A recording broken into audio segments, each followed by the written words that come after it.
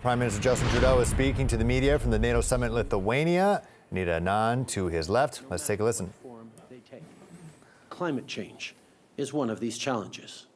As Canada deals with its own impacts of climate change, with ongoing wildfires across the country that are particularly bad in British Columbia today, and our thoughts go out to people in BC, as well as significant flooding in parts of Quebec, we see our friends dealing with extreme weather events too. Either floods in parts of northeastern United States, fatal mudslides in Japan, and dangerous heat waves in Italy. We're all going to need to be there for each other more and more, given the impacts of climate change.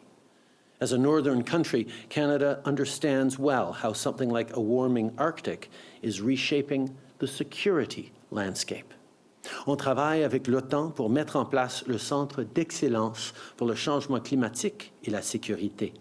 Plus tôt aujourd'hui, la ministre Anand Earlier today, Minister Anand signed the founding document for the center that will open in Montreal later this year. At this time, we need to be clear that climate policy is also security policy, economic policy, and social policy. When Putin tried to militarize energy, European nations started to reduce their dependency on fossil fuels from Russia and turning even more quickly towards clean energy. While our allies are making this transition, Canada stands at the ready to be a reliable supplier of the clean energy they will need. Emerging and disruptive technologies also pose a risk to global stability. And as such, Canada has taken a leadership role in bringing together promising startups and innovators to help NATO retain its technological edge. We're doing this through contributions to the Defense Innovation Accelerator for the North Atlantic, DIANA. And we're proud that Halifax has been selected to house the North American office. We're also making investments in our defense capabilities at home.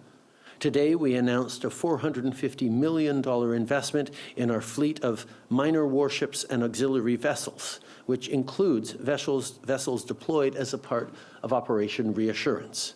This is part of the national shipbuilding strategy, which will help create jobs at small and medium-sized shipyards right across Canada.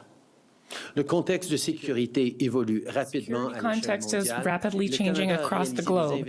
Canada has made transformative investments in the last few years. For example, we bought 48 F-35 fighter jets, and we've made major investments to considerably improve Canadian capacity in NORAD to ensure continental defense in North America. Can meet with leaders from many regions.